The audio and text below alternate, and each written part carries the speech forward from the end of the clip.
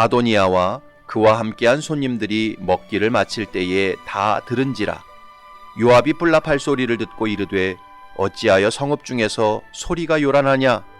말할 때에 제사장 아비아달의 아들 요나단이 오는지라. 아도니아가 이르되 들어오라. 너는 용사라. 아름다운 소식을 가져오는도다. 요나단이 아도니아에게 대답하여 이르되 과연 우리 주 다윗 왕이 솔로몬을 왕으로 삼으셨나이다. 왕께서 제사장 사독과 선지자 나단과 여호야다의 아들 분하야와 그렛 사람과 블렛 사람을 솔로몬과 함께 보내셨는데 그들 무리가 왕의 노새에 솔로몬을 태워다가 제사장 사독과 선지자 나단이 기온에서 기름을 부어 왕으로 삼고 무리가 그곳에서 올라오며 즐거워하므로 성읍이 진동하였나니 당신들에게 들린 소리가 이것이라. 또 솔로몬도 왕좌에 앉아 있고 왕의 신하들도 와서 우리 주 다윗 왕에게 축복하여 이르기를 왕의 하나님이 솔로몬의 이름을 왕의 이름보다 더 아름답게 하시고 그의 왕위를 왕의 위보다 크게 하시기를 원하나이다 하매 왕이 침상에서 몸을 굽히고 또한 이르시기를 이스라엘의 하나님 여호와를 찬송하리로다.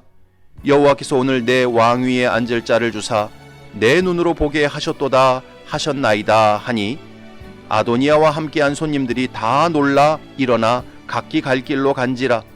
아도니아도 솔로몬을 두려워하여 일어나 가서 제단 뿔을 잡으니 어떤 사람이 솔로몬에게 말하여 이르되 아도니아가 솔로몬 왕을 두려워하여 지금 제단 뿔을 잡고 말하기를 솔로몬 왕이 오늘 칼로 자기 종을 죽이지 않겠다고 내게 맹세하기를 원한다 하나이다. 솔로몬이 이르되 그가 만일 선한 사람일진데 그의 머리털 하나도 땅에 떨어지지 아니하려니와 그에게 악한 것이 보이면 죽으리라 하고 사람을 보내어 그를 제단에서 이끌어내리니 그가 와서 솔로몬 왕께 절하매 솔로몬이 이르기를 네 집으로 가라 하였더라. 아멘.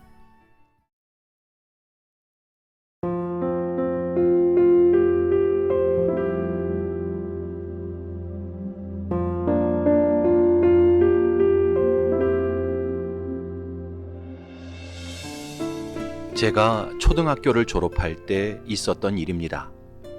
제가 다니던 초등학교는 시골 학교였는데 1학년부터 6학년까지 다 합쳐야 150명 정도밖에 안 되는 작은 분교였습니다.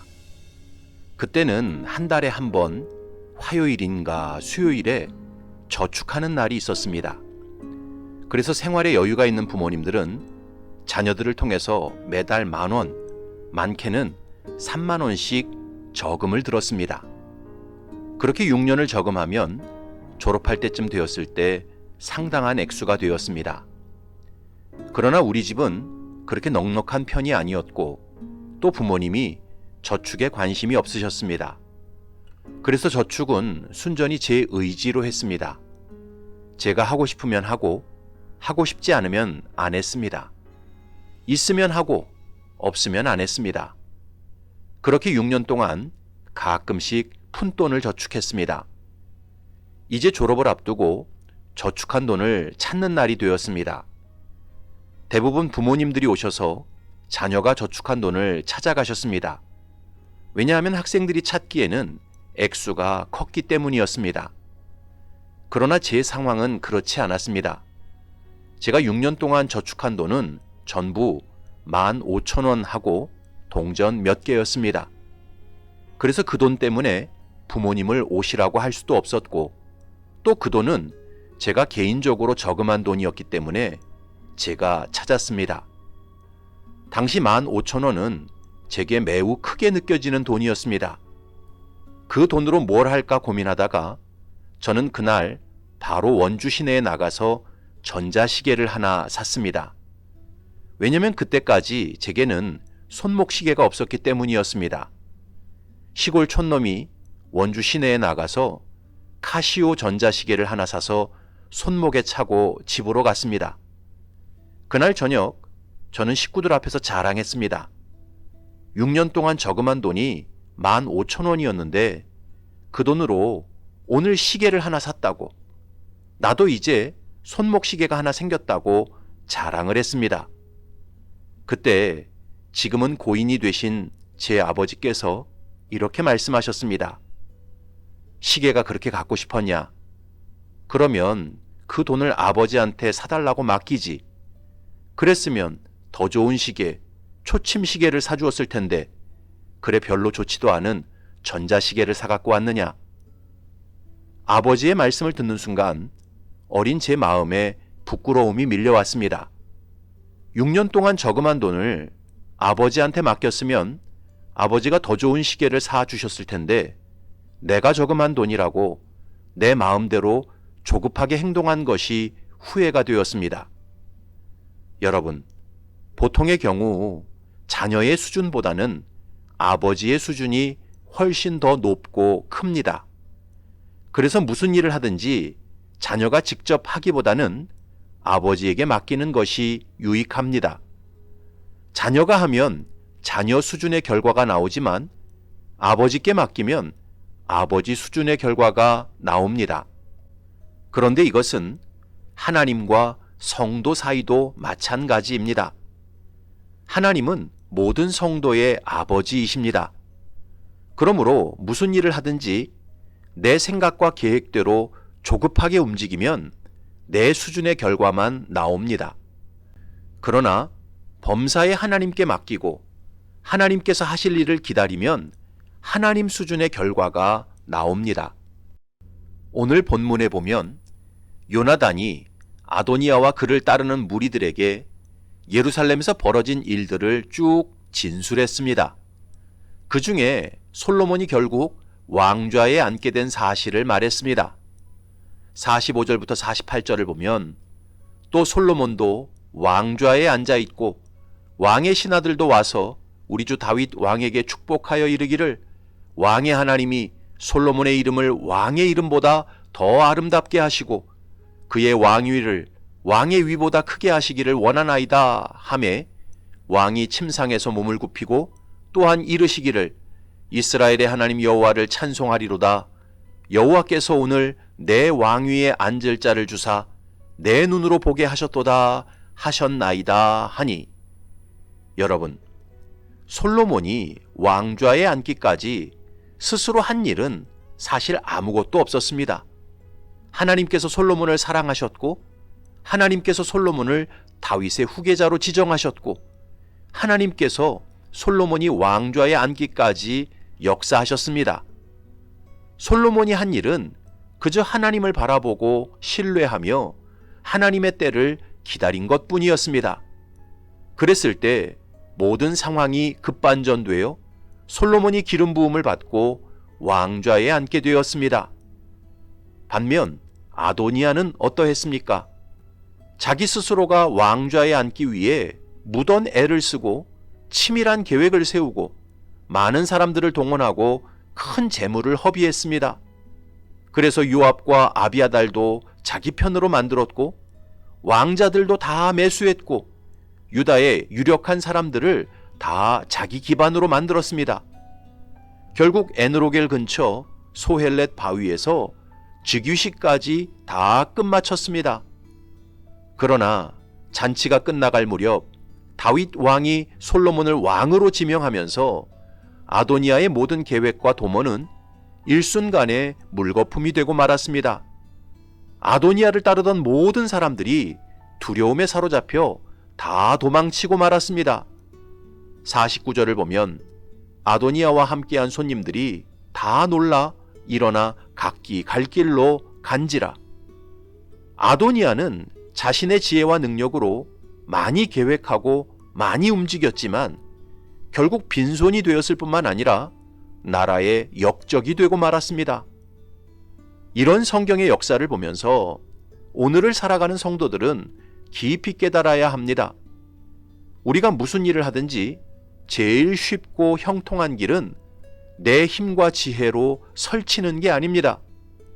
범사에 하나님을 인정하고 하나님께 맡기고 하나님의 때를 기다리는 것이 무슨 일을 하든지 제일 쉽고 형통한 길입니다.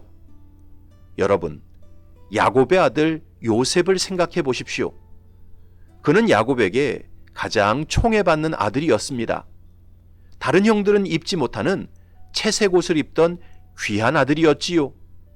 그런 요셉이 형들의 미움과 시기를 받아 17살 젊은 나이에 애굽의 노예로 팔려갔습니다.